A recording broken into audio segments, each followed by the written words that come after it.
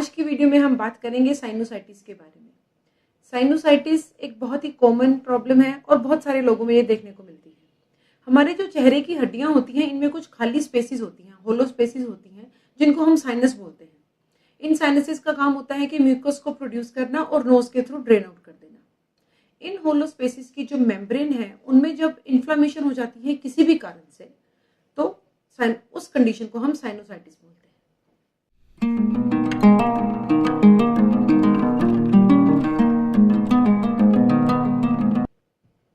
कारणों में सबसे पहला कारण है intake of adverse food combinations, जैसे कि बहुत ज़्यादा ऑयली, ड्राई, स्पाइसी फूड्स का खाना, या फिर ऐसे खाने खाना जिनकी की डाइजेशन होना काफ़ी डिफिकल्ट है, जो हेवी फूड्स हैं।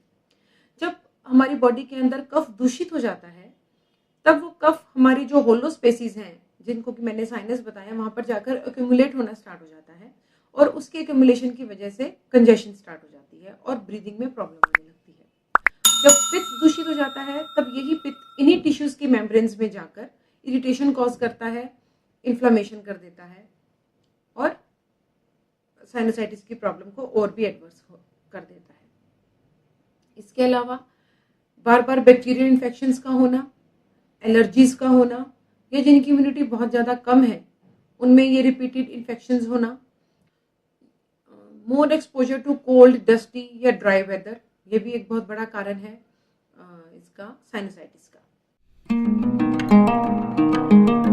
में फीवर देखा गया है, हाई ग्रेड फीवर तक भी हो जाता है, आंखों के नीचे बहुत ज़्यादा प्रेशर फील होता है, हेडेक्स बहुत रहते हैं, वीकनेस, फटीग रहता है, एंग्जाइटी ज़्यादा रहती है, रात के समय ज़्यादा ड्रेनेज होती है, पोस्ट नेजल ड्रिप स्टार्ट हो जाती है। जो संबंधित साइनसेस हैं, जहाँ जहाँ पर जिन जिन साइनसेस में भी इन्फेक्शन हुई है, अगर उन वहाँ पर प्रेस करें हम तो वहाँ पर पेन होता है। सिर को आगे की ओर झुकाने में पूरे सिर में या चेहरे पर पेन होता है। लॉस ऑफ स्मेल भी कई केसेस में देखी गई है और जैसे कि मैंने पहले भी बताया, कंजेशन की वजह से नाक से सांस लेने में बहुत दिक्कत होती है। आयुर्वेद में साइनोसाइटिस के ट्रीटमेंट को 3 भागों में विभाजित किया गया है: शोधन चिकित्सा, शमन चिकित्सा और रसायन चिकित्सा। शोधन चिकित्सा मतलब डिटॉक्सिफिकेशन, जितने भी टॉक्सिन्स बॉडी के अंदर एक्यूमुलेट हो गए हैं या पैदा हो गए हैं, उनको बॉडी से बाहर निकाल। तो शोधन चिकित्सा में वमन है, करवाया जा सकता है, नस्य है, शिरोविरेचन है, धूम्रपान है और कफहर चिकित्सा, ये सभी शोधन चिकित्सा के अंतर्गत आता है। इसके बाद बात करेंगे शमन चिकित्सा की। शमन चिकित्सा में बहुत सारे रस हैं जिनका प्रयोग किया जा सकता है, जैसे कि महालक्ष्मी विलास रस है, लघु सूत शेखर रस है, कफ कुठार रस है, श्वास कुठार रस है।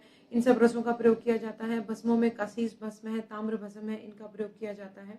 और सिरप्स में कनकासव है, पिपलियासव है, ये सब मेडिसिन काफ़ी हेल्पफुल हैं साइनोसाइटिस के ट्रीटमेंट के लिए। लेकिन ऐसा नहीं है कि मैंने आपको ये मेडिसिन बता दी और आपने मार्केट से ले ली और आपने खानी स्टार्ट कर दी, ऐसा नहीं है। अकॉर्डिंग टू पेशेंट, मैं अपनी हर वीडियो में बताती हूँ, according to patient dose vary करती है, मेडिसिन वेरी करती है। देखिए कोई भी डिजीज बॉडी के अंदर होती है, वो सिर्फ एक ही कारण से होती है कि इम्यूनिटी कम है बॉडी की। तो आपके जो आयुर्वेदिक चिकित्सक हैं, वो आप सबसे पहले तो आपकी बॉडी के कॉन्स्टिट्यूशन का एनालिसिस करेंगे कि आपकी बॉडी पित्त प्रधान है, कफ प्रधान है या वात प्रधान है। उसके बाद इस चीज का एनालिसिस होगा कि कौन सा दोष आपकी बॉडी के अंदर दूषित हुआ है, कितनी मात्रा में दूषित हुआ है। उसके अकॉर्डिंग आपकी मेडिसिन को कस्टमाइज किया जाता है और बॉडी टू बॉडी ये वेरी करता है।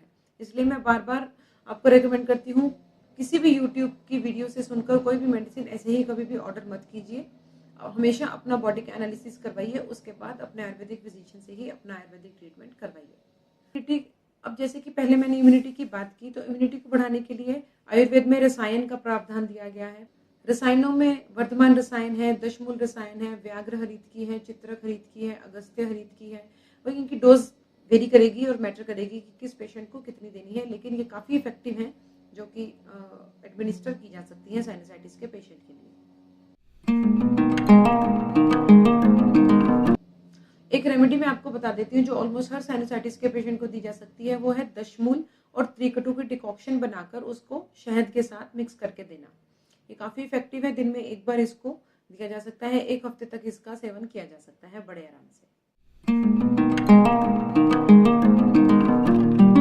डूज में सबसे पहले तो आपको कंप्लीट रेस्ट करना है, माइंड को शांत रखना है, एंग्जाइटी नहीं लेनी है, वार्म सूप्स लेने हैं, टीज, कॉफीज आपके लिए काफ़ी हेल्पफुल रहेंगे। इसमें जिंजर गार्लिक का थोड़ा सा सेवन बढ़ा दीजिए, हल्दी वाला गर्म दूध इज़ वेरी इफेक्टिव, जो अंदर इन्फ्लामेशन उसको ये कम करने में काफ़ी हेल्पफुल है।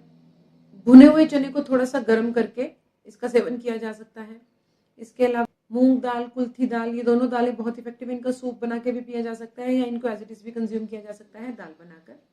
खाने में मसालों की इंटेक बढ़ा दें, जैसे कि लौंग, काली मिर्च, छोटी इलायची, बड़ी इलायची, तेज पत्ता, जावित्री, सिनेमन, इन सब चीज़ों का सेवन आप खाने में थोड़ा सा बढ़ा दीजिए। Massage on face is very helpful. जो साइनसिस की जो प्लेसेस हैं, ये जो होलो स्पेसेस हैं, यहाँ पर तिल के तेल की मसाज की जा सकती है और इसके बाद आप थोड़ा सा स्टीम भी ले सकते हैं।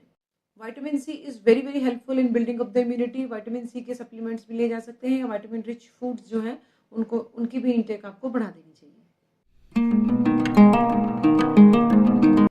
डोंट्स में आपको ज़्यादा धूल मिट्टी वाले एरिया में नहीं जाना है। अपने आप को जितने ज़्यादा एलर्जेंस या पोल्यूटेंट से बचा सकें बचाएं। आपको हेवी फूड्स नहीं खाने हैं, जैसे कि मैंने पहले भी बात की।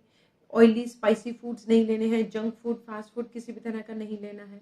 इसके अलावा दिन में नहीं सोना है आपको, सिर्फ रात को ही अपनी नींद पूरी करनी है। केला, घी, अचार, तेल, इन सब चीज़ों का सेवन नहीं करना। दही को आपने थोड़ा सा अवॉइड करना है। फ्रिज की लगी हुई ठंडी चीज़ कोई भी नहीं लेनी है। आइसक्रीम नहीं लेनी है आपने, आइस भी नहीं लेनी है। पानी अगर पीना है तो नॉर्मल वाटर पीजिए और हो सके तो थोड़ा सा वार्म करके पीजिए। इसके अलावा आलू, अरबी, उड़द की दाल, इन सब चीज़ों से परहेज रखना है। आई होप ये वीडियो आपके लिए काफ़ी हेल्पफुल रहा होगा। इसके अलावा अगर आप मुझसे कुछ भी पूछना चाहते हैं या आयुर्वेदिक कंसल्टेशन लेना चाहते हैं तो आप मुझे मेरे व्हाट्सएप पे कांटेक्ट कर सकते हैं। उसका लिंक मैंने डिस्क्रिप्शन बॉक्स में दे दिया है। Thank you for listening to me. Have a nice day. Bye bye.